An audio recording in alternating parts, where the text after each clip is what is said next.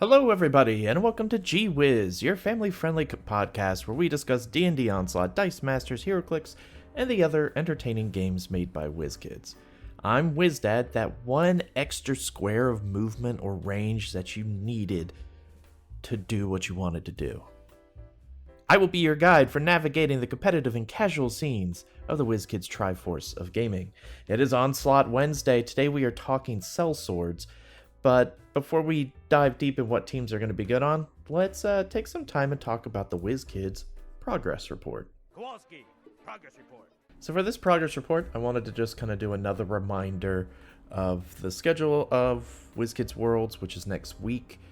I should be recording probably one more Onslaught episode before I leave next Wednesday. So I won't record it on Wednesday, I'll record it on the Tuesday before, hopefully, as long as I get everything packed.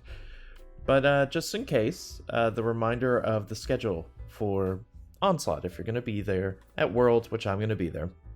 So I hope you are too. Now, for Onslaught specifically, for whatever reason, events don't really start happening until Friday. WizKids World starts on Thursday. You could go ahead and register for Onslaught on Thursday. I would think they would have Onslaught Battle Royales going before then. I don't know why it's not listed there. I hope it's an oversight. I'll try to get some clarification and post it on the Discord because I'll be getting there on Wednesday. So I'll see if I can reach out to someone while they're there setting up and see if I can figure out, hey, what's going on with that. But otherwise, there's nothing on Thursday. You can register for events on Thursday, but there's no events to play currently listed on their event schedule. World Championships begins on Friday at 10 a.m. And I believe Memphis is on Central Standard Time. So that's something to keep in mind too, is that Memphis is on Central. But yeah, the Onslaught World Championships begins at 10 a.m. It'll be Swiss, and then that'll go through all the Swiss rounds, and then at the end it'll be a cut to top however many they determine. And that'll be played on Saturday at 9 a.m., which is the Onslaught World Championship single elimination. Also starting at 9 a.m. is the Onslaught Maps and Monsters Battle Royale. So that's the Battle Royales I was talking about. Those are going to sound interesting. I'm eager to see how they are. Onslaught definitely needs kind of a quick format with decent pricing, kind of like what HeroClix has. Because I think that'll get a lot more people interested. And I hope what they have set up is they have like because what they did at Gen Con is they had a bunch of the main base games open to allow people to borrow figures. I hope what they do for the BRs is that they go ahead and have all of that set up as well. So that way if someone walks by and it's like, wow, Onslaught looks cool, which it is, they can just sit down and do a battle royale and not commit to a whole tournament, but be able to sit down and just play a battle royale and have some fun. I think it is a little weird they're not doing any of the to the death scenarios or have any other special scenarios set up for Worlds. Like Frogmire would be great if they were doing any of that. Now I have heard on the Discord that for single elimination there are going to be some scenarios that involve Frogmire. What was advised on the Discord is that we don't know what the tournament scenarios are going to be this go around, which is probably ideal. Some people were able to maximize potential on the scenarios we had, which is perfectly okay.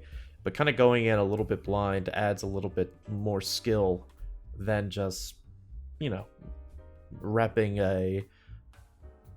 a scenario and a situation multiple times. So I'm kind of on the fence of, you can assume there's probably going to be a death match. You can assume there's going to be a format where you need to move quickly. There's a finite amount of scenarios they can make. So I embrace it and I look forward to it. But outside of that, there's really not much else for Onslaught. The fan appreciation is Friday night at 8 p.m. So if you're an Onslaught player, I hope you go. They'll probably show more Frogmire, and I'm hoping we see more of what's to come for 2024. Maybe a new faction. Sellswords Part 2 would be nice. And some other OP. That's the thing, is what we have not seen much about the OP Golem event that is supposed to happen in October, I believe. So I'm interested to see that. I'm interested to see um, if they have more information on that. And I have in front of me the GTM trade magazine for August, which has a big layout for Onslaught, has a big like scenario in here for Onslaught. And it would be pretty awesome in my books if they had like at least done some what's the word? Laminated versions of Trouble at the Tavern, because it is just a scenario for 2 to 4 players, and they could sit down and do actions, and it's kind of like a little demo. Like, it would be smart for them to have maybe some of these printed out, laminated, and set up at Worlds, and just be like, hey, you got a couple minutes until you play HeroClix? Like, absolutely. Why don't you sit down and let's do Trouble at the Tavern? It takes 30 minutes, and it's played over 6 rounds.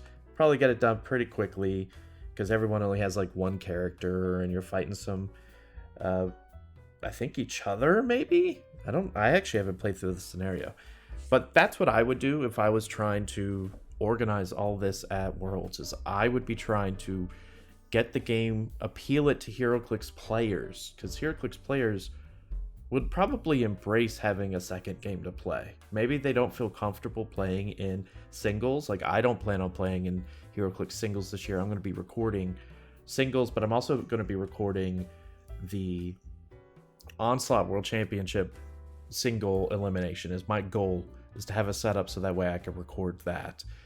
And so that way we could get some of the tournament scene out there and in the environment, and everyone can see how Onslaught looks. But either way, I'm super pumped about it.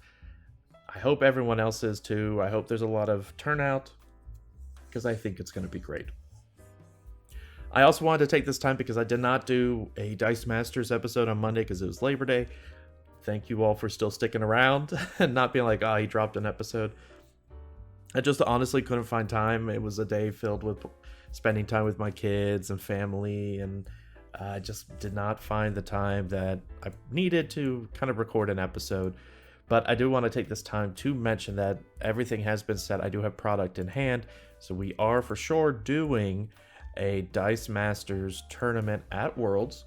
It is going to be on Saturday, and it is going to be at 5 o'clock, and that is going to be 5 o'clock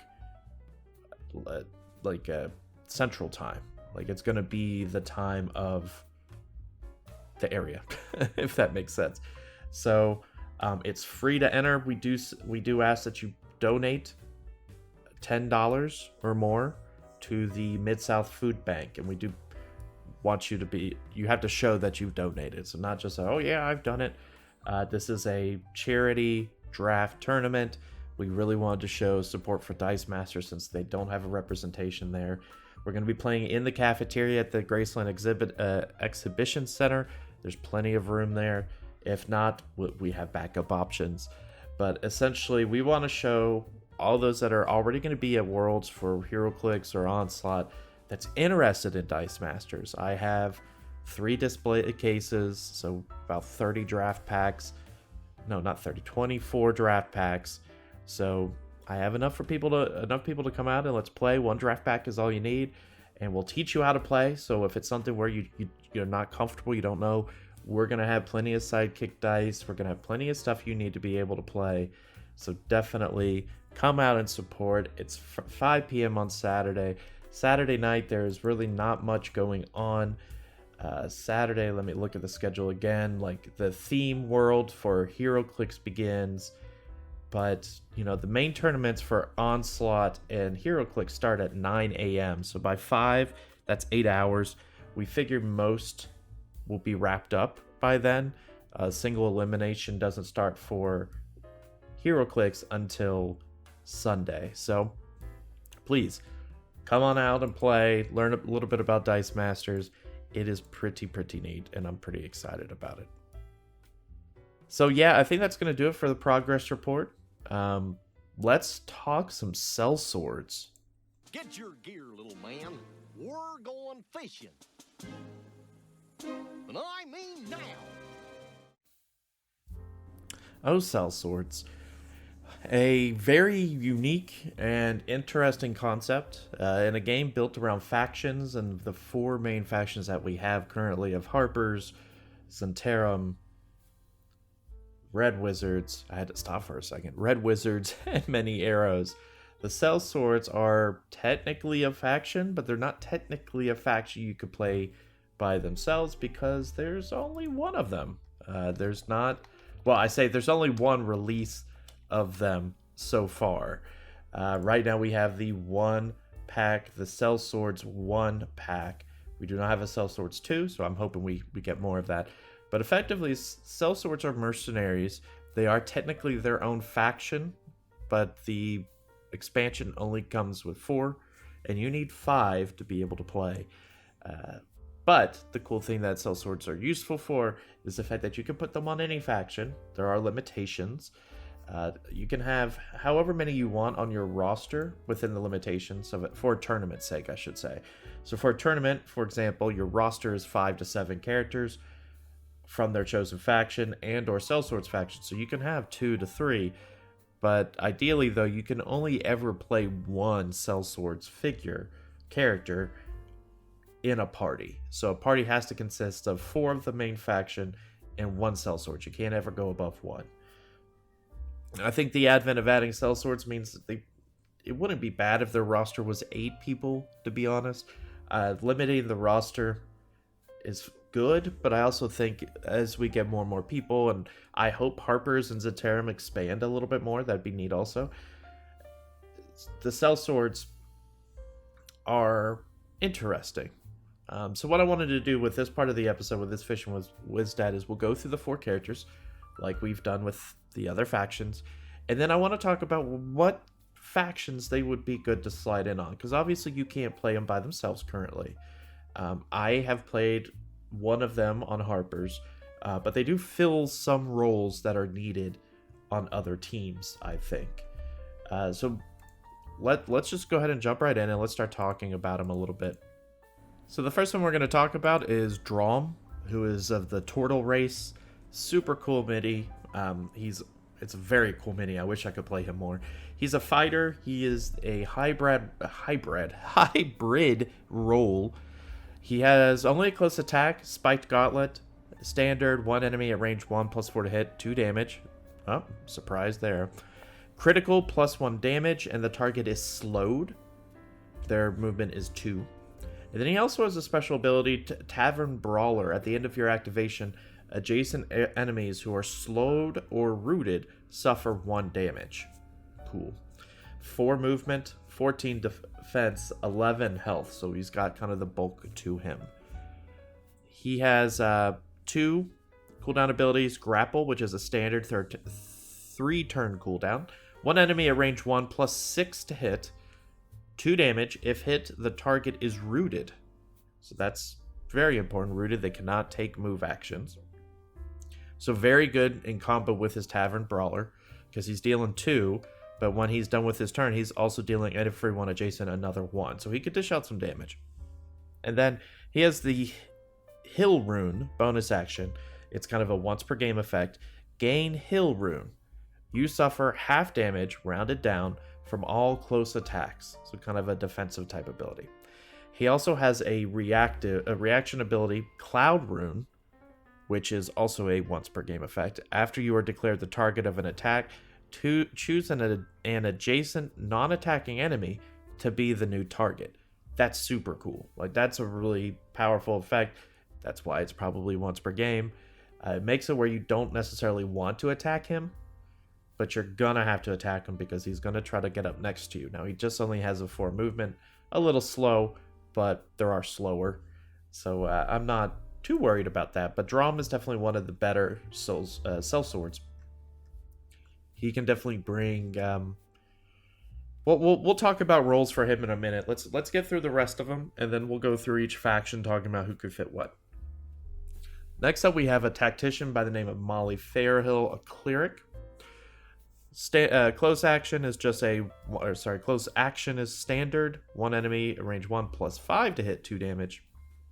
And then Sacred Flame is the range. 1 enemy at range 2 to 3 plus 5 to hit, 1 damage. And then critical is +1 damage +2 with her ranged Sacred Flame. 4 movement, 16 defense, so that's a sizable defense right there at 16, and 9 health. Oh, and I'm sorry, for Drama, I forgot to mention, he gains 1 XP after you are attacked by an enemy. Molly gains 1 XP after you use a cooldown ability. She has 2, obviously. Ogma's Blessing, bonus action, 3-turn cooldown, gain Blessings of Knowledge, which is +1 to damage or +3 to defense. So, solid. Not bad, doing an extra damage. 3-turn cooldown is nice. The other one is Dispel Magic, bonus action, 3-turn cooldown, 1 mini at range 0 to 1, remove 1 condition token from that mini. Won't really get through like a Stealthy Invisible because it is a target ability. I believe it won't get through that. But it does remove some of the other benefits, like if you want to get rid of a hill rune or some other condition that gives him bonuses, or any condition effectively, you could just remove it. So even if you have some sort of poison or something on your own mini, it works both ways. The reaction ability for Molly is Read Thoughts, 4-turn cooldown. After initiative cards are assigned, choose 2 enemy initiative cards and look at them. You may exchange those cards. So that's kind of neat. Kind of controlling a little bit of the momentum of the game. If you know someone is about to attack, you know that your opponent really, really wants this person to go first so they could get an object first or KO one of your people first. You can choose that. You can kind of switch around the initiative. That kind of power is pretty good. Now, I did not go over the level up abilities for Drom because I'm slacking. So the level up abilities for Molly first is the Knowledge of the Ages. It's a 1-turn thing. After initiative cards are assigned, choose 1 enemy initiative card and look at it. You may exchange it with your initiative card. I don't know if that works with first turn. Because obviously you know who first player is, and that's going to be up first, so I assume it would work for that. But that is interesting. It would require her to level up. The other one is Heal 2, gain 1 damage with your range. So Molly is really based off of her dealing Sacred Flame. That's how she's going to be dealing damage. She kind of switches around the initiative a bit. She can remove conditions. She doesn't heal, but she could deal some damage if necessary. So she's kind of okay. Tactician is kind of a supporty spot, but Molly is one of those that's a little hard to figure out for me personally. Let's backtrack it real quick for Drom to make sure I cover his 2 level up abilities. Storm Rune, bonus action. It's just 1 and done. Gain Storm Rune. When resolving an attack against you that uses multiple dice, use the lowest result when applying that roll. So that kind of gives you an extra defense, which I don't know if he really needs. I prefer the Fire Rune. Fire Rune, heal 2. Targets hit by your close gain slowed. Your critical effect inflicts rooted instead of slowed. I like that more. I like being able to slow your opponent. I like being able to... Because if you slow them down to 2, Drom's going to be able to catch up to them. So I choose Fire Rune a majority of the time over Storm Rune. Because ultimately, Drom is okay getting hit a little bit, so... let's go on to Kithra Coldforge, ranged attacker, a paladin ranged attacker. Close standard is 1 enemy at range 1, +5 to hit, 2 damage.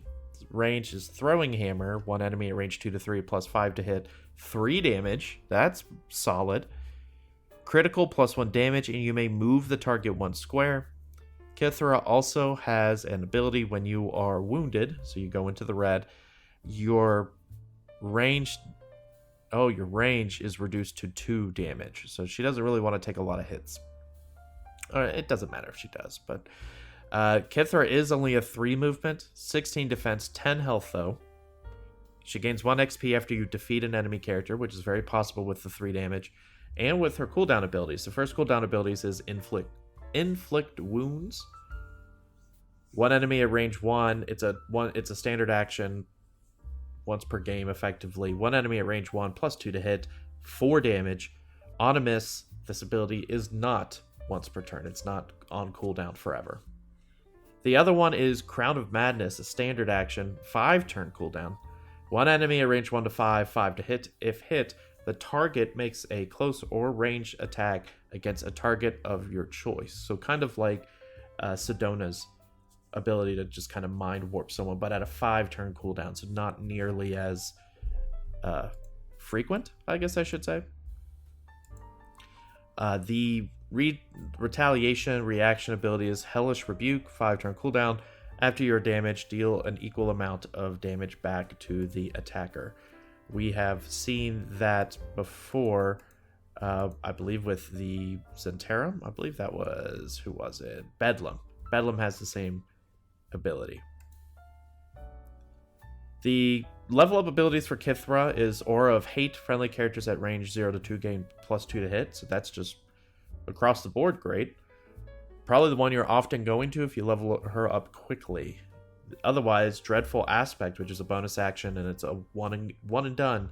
Gain Dreadful Aspect. Enemies cannot move adjacent to you or end their activation adjacent to you. So Kithra's a really, like, a pretty darn good ranged attacker.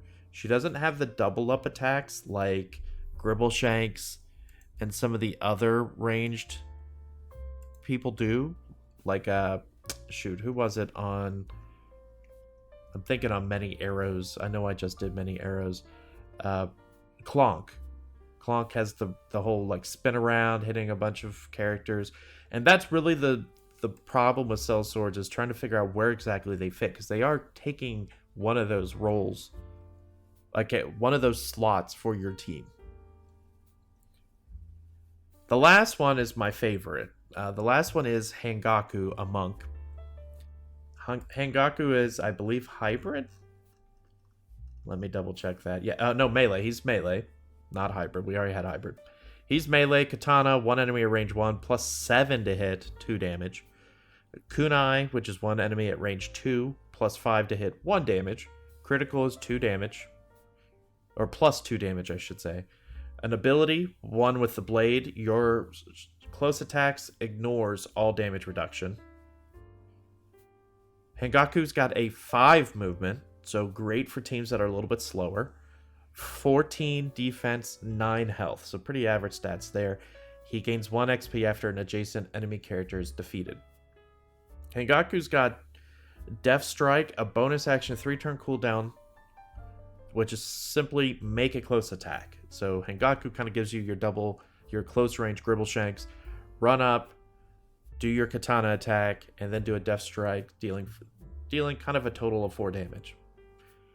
Also got Kensai Shot, standard 4 turn cooldown, 1 enemy at range 2 to 4, plus 7 to hit, 3 damage. So a better ranged attack than his kunai, because it could go to range 4, and it deals 3 damage. So he is definitely a damage dealer. The reaction ability is Agile Parry, which is a 3 turn cooldown. After you are declared the target of an attack by an adjacent enemy, gain plus 3 against that attack.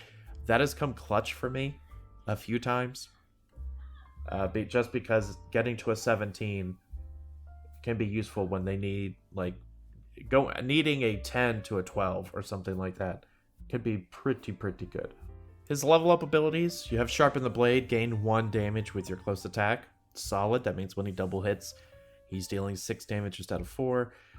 But if he's getting a little weakened, because he is kind of the target of a lot of times in deathmatch, he is the one that gets attacked often. Heal 2, Unerring Accuracy. After you miss with an attack, it's a free action, but it's a one and done. After you miss with an attack, reroll your attack dice. You must use the new result.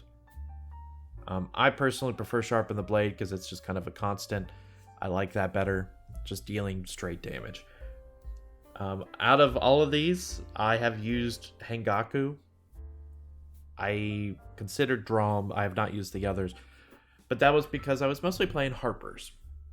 So let's talk about that a little bit. So once again, like I mentioned a few minutes ago, it's a little hard to figure out where you're going to put these Sellswords. Not only do you have to know your team, like your faction, your main faction, whether that's Many Arrows, Red Wizards, or Sellswords, Harpers, you got to know, okay, who are you willing to give up to play some of these figures?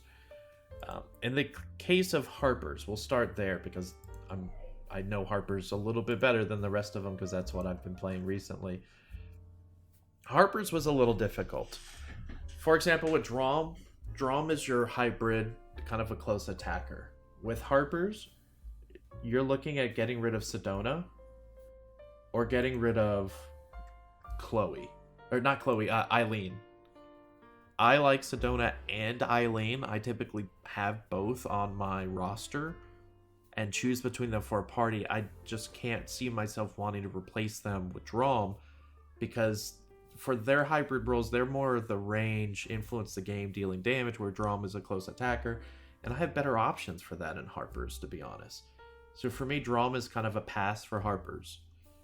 Molly Fairhill, the cleric, remember the one that kind of does the Dispel Magic and Read Thoughts? She's a tactician, which means she takes the place of Abellio, the druid, and that's it. So that one I could kind of see. Or Nurth. Now Nurth, I've heard good things about Nurth, and I've just never played Nurth enough, I guess, because it's Nurth's a rogue. But that's another contested spot. Abellio gives you a lot, and I would either just not play Tactician instead of having Molly in there to do something. I feel like Abellio controls the map a little bit better. I just don't know. I guess I haven't played around to see what the benefit is of, like, how strong of a benefit it is to move those initiative cards around.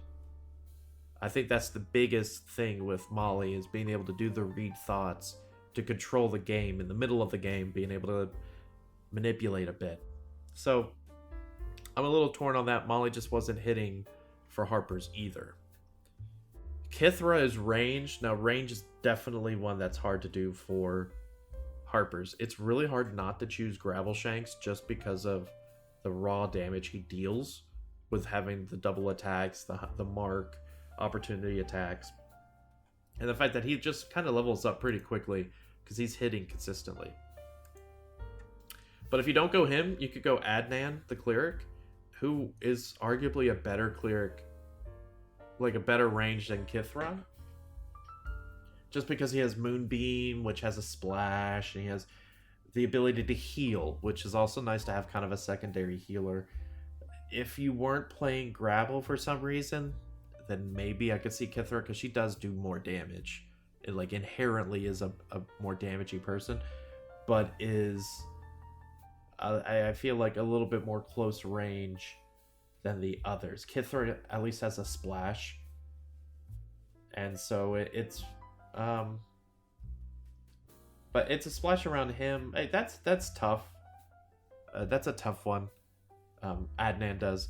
I would Kithra would be one I would consider, but I'm probably playing Gravel unless I really need some more beefy players. So if I was playing with already Sedona, like say I'm playing with Sedona, or sorry, Eileen, Chloe, which are two very frail pieces already, I might consider Kithra in that position just because Kithra has 10 health, whereas Adnan has 9.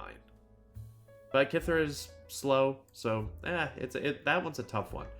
The one that I felt like was a better fit was Hengaku. I have played Hengaku once again as melee. Hengaku would replace Ayer, which is a monk, and would replace Drakmaw, who is a barbarian. I'm not a big fan of Drakmaw, just period. Drakmaw has a lot of health, but health isn't everything. I have not played enough of Ayer, the monk, to really say whether I like him enough. He probably is better than I think, purely from being able to fly. Flying is underrated. You don't think about it as much as you think you should. But that's why I went with Hengaku. I felt like Hengaku was a better monk, being able to deal a lot more damage and being able to move faster. Ayer's only got a 3 movement, which is a bummer, whereas Hengaku having a 5 could be very, very clutch. Especially since I don't think there's a lot of 5 movement on Harpers. I think Chloe might be the only one. Let me look. Is Nerith? No, Nerith's a 4. Grabble. Eileen's a 3. Lightning's a 4.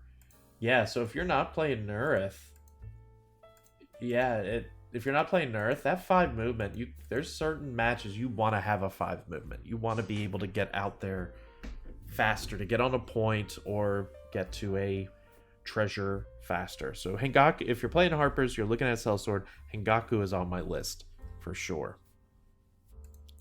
Over to the Zentarum. Let's go back to Drom. Drom is competing once again with some pretty okay hitters. You've got Bedlam, the Warlock, who, as we've talked about before, is a kind of a range damage dealer with the Eldritch Blast for 2 damage. But also, you know, the problem is I don't really like Bedlam very much, so it's hard for me to safely say, like, I probably prefer Drom in that instance. Outside of Bedlam, Drom is competing with Von Zod, which let me look at Von Kar real quick. This could be an interesting one. So Von Kar gives you the spiritual weapon. He's got Toll the Dead for range. He heals. That spiritual weapon is pretty clutch. That one is going to be a little bit tougher for me. I can see the argument of wanting to play Drom over Bedlam for sure, because Bedlam I think is a little not nearly as good as you would think. But Von Kar does a lot, I think, with adding a spiritual weapon and being able to kind of heal a little bit. If I were to choose between the 3, I would probably go Von Kar majority of the time. But I could see an argument for Drom if you're trying to slow down your opponent with some roots and some slows. There's some benefits for that. But I think Drom has a better spot in the other factions. For Molly, who takes the tactician's role, that one is filled on the Zentarum by Dayu Tzeng or Javika the Flowing Maple. Tavika, I think, is arguably better than Molly. It really just depends on what... It's one of those, it depends on how you want Molly to play. Molly is kind of the sellsword I don't like the most out of all 4. So I don't think you play Molly on this team. I think Javika is better if you need range, or not range, sorry, if you need an attacker. And I think Dayu is better if you want to be able to kind of attack from range, hide in the shadows, be able to get in there and do some words of terror to daze your opponent, which is very, very strong. So I feel like if Molly had one ability that healed, even if it's just one, I would be more inclined. I think that's where I'm having a little problems with. Now, Kithra, the Paladin, for ranged, that one is going to be a little bit harder. Or no, should be easier. Because there's only one range to fight with on Zentarum, and that is Rocky. Remember Rocky? That's the sorcerer, burning hands, fireball. If you find yourself in a position to where you just don't see yourself needing that kind of range, you would rather someone not be dealing a lot of magical damage, which I don't know if her abilities, Kithra's, are magical. No, they're not. They're divine. They're not arcane. They're divine, I believe. I could definitely see Kithra replacing Rocky. I could see that. A little beefier, higher defense, not as much damage as Rocky, but can kind of deal the Hellish Rebuke back. The Crown of Madness is pretty nice. So that would probably be the first one I would consider. And arguably might be the only one I consider, because Hengaku's melee, and you've got Chabelle and Lasaelle, who are both very good. So I don't think Hengaku might could replace Chabelle, but Lasalle is so good. I don't know if you don't play Lasalle a majority of the time. So right now we're kind of batting a little bit of we're 0-2 on teams where Hengaku could fit on Harper's. Kithra could maybe fit on Zentera. And yeah, and maybe Drum, but I think Von Carr is better. So let's just go ahead and go to Red Wizards. And let's talk Red Wizards, because maybe this is where we're going to see the better option. So with Drum, once again being the hybrid role, Drum only has, let's see, just Zook? No, there's more than just Zook, right? No, it's just Zook. And Zook is suspect. Zook is okay, taking loot tokens, but I was not ever that big of a fan of Zook for Red Wizards. Don't quote me on that. I'd have to go back and listen to what I said on the episode. So I think Red Wizards is definitely a great place for where Drom could finally see some play. I would gladly play Drom over Zook probably a majority of the time, unless I really needed the speed of Zook, which you can get with Staghar, so I don't think it's necessary. So I like Drom on the Red Wizards, giving them a little bit more beefiness, being able to get in there, slow people down. And if I remember correctly, is it here? Is it Red Wizards that do something, or is it yeah, some of the characters on Red Wizards also play off the slow ability. Elak has the level up ability Reaper that gives plus when attacking a slowed enemy. Lament also does something a little bit if they're slowed when it's a critical.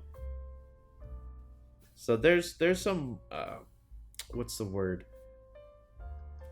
There's some kind of tag teaming tactics you can do with that I think is very, very useful for Drom. So this is the first one I think I feel comfortable saying, yes, Drom should actually be, absolutely be on the Red Wizards. I think that is great for the Red Wizards to have Drom. Moving on to Molly. Once again, man, I'm struggling with Molly. Molly is the tactician, so that would replace Bazra Ashlord, who I like better. I like the spiked chain. I like the reach. I like being able to slow people. I like being able to kind of heal herself a bit.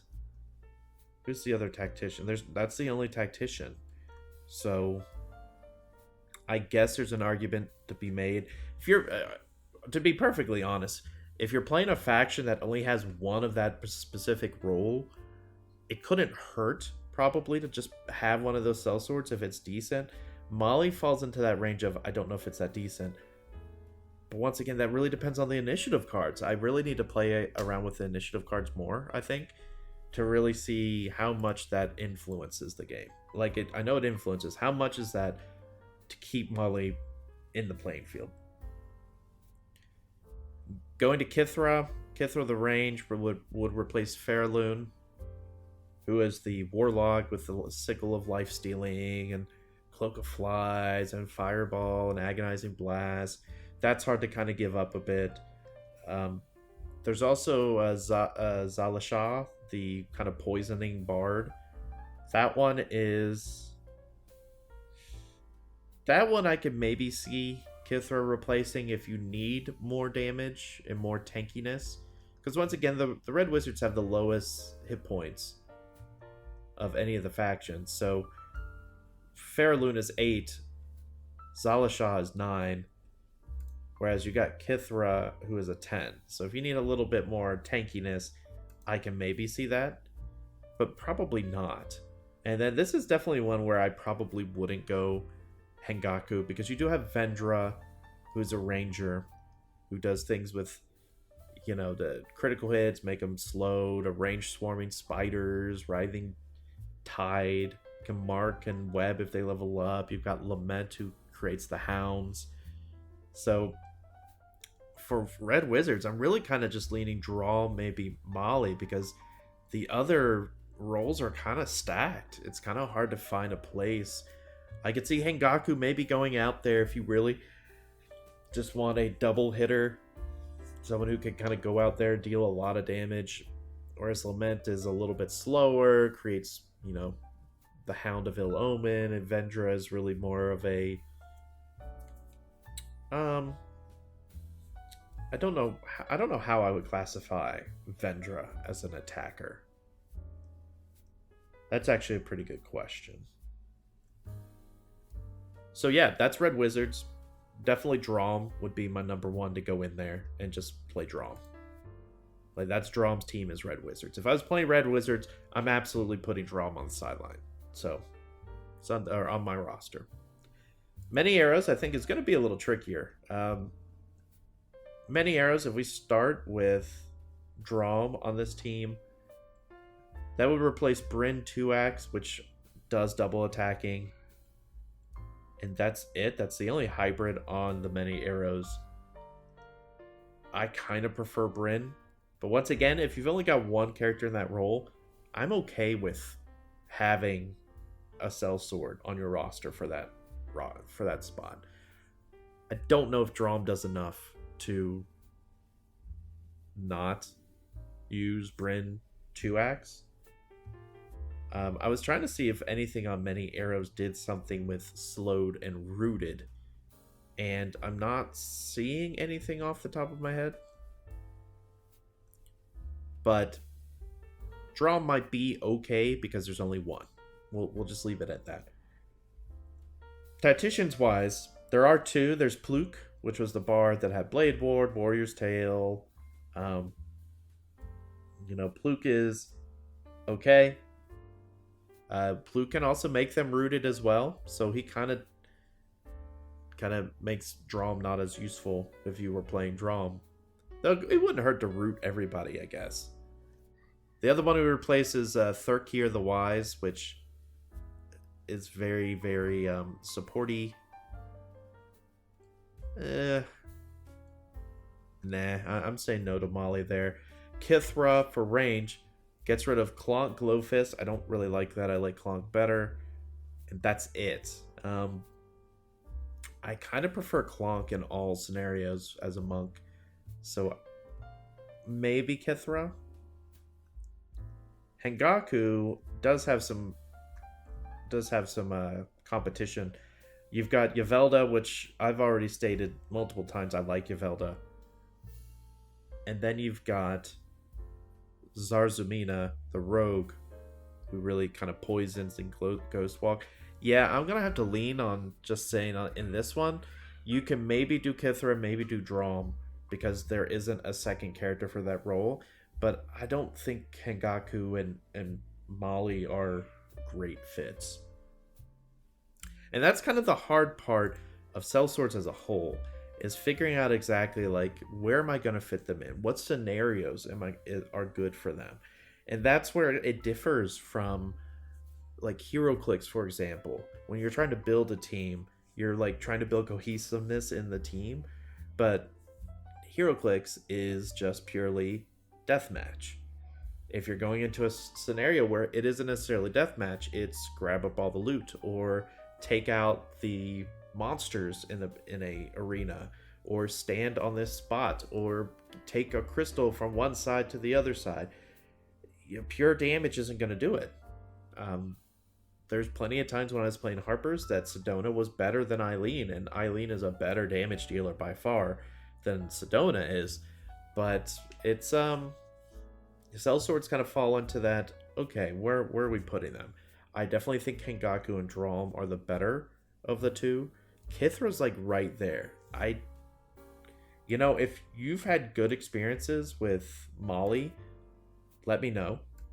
If you've found that moving the initiative cards once every 4 to 5 turns, I think it's 4, is really, really good. Sure, tell me. I assume it is good. It's whether the rest of her is good too. Just having someone who can only Sacred Flame for 1 damage, yeah, I don't know if that's enough. Like, once she's gone through the initiative card thing, once the Dispel Magic is gone, you're on cooldowns, does she have enough to hold her own? And I don't know if Molly does. I think Kithra does, because she could still deal 3 damage from range until she gets, bloodied or wounded. I think Kangaku can, just because his cooldowns are pretty short as well. And I think Drom can, because he's just out there dealing damage at anyone who's slowed around him. Oh, that's what it is. I apologize. So Drom would be much better on many arrows, because you do have Yvolda, who is rooting people just by, or has Ensnaring Strike to root people. You have, who was it? Was it Pluke? No, where is it? Yeah, Pluke, who does Spirit Snare, where if he hits, they're rooted. And so you tag that with Drom, who adjacent enemies who are slowed or rooted that are next to him at the end of his activation just deal 1. Free damage is great. So never mind about Drom. I like Drom a lot on this team if you're looking to slow your opponents down and really kind of get in there and annoy people. So as much as I like Brynn being able to do the 2 damage or 4 damage with a double wield and whirlwind and all that, Drom definitely has a place, because if you're building more around the slowed and rooted part, goodness, like even Philanen, the wizard who's a vanguard, has Ray of Frost, which makes him slow. This team benefits off of slows and roots, so Drom is the perfect fit for the team. And as much as it pains me to get rid of Brynn, Drom I think fits fine. So changing my plan with many arrows, Drom is great for that. Drom might now be number 1. It's just I played Harper's and Drom is not a good fit. So that's going to do it for this episode of Whiz. Thanks for hanging out with me, talking some Sellswords. I hope come Worlds we hear more about Sellswords when we get a second faction. I'm eager to learn more about the Golem OP kit that we have coming down the line. I hope we get more factions. I would kind of not mind seeing more more Harpers and Zentarum, possibly. What about another role? Is there another role that they could create to slide new characters in as well? There's a lot they can do with Onslaught still, and I'm eager to see where it goes. Be sure to stick around for Friday. We're going to have HeroClix Friday, where we're going to talk a lot about Worlds. I'm going to see if I could get a guest on to talk with me. No promises, but see if I could get a guest on, and we'll talk some HeroClix, talk about Modern, and what we're going to expect come Worlds next week, because Worlds is a week away, guys. This time next week, I will be in Memphis, as will a lot of other people. So this is exciting. But thank you again for listening to Whiz. Until next time, have a great day.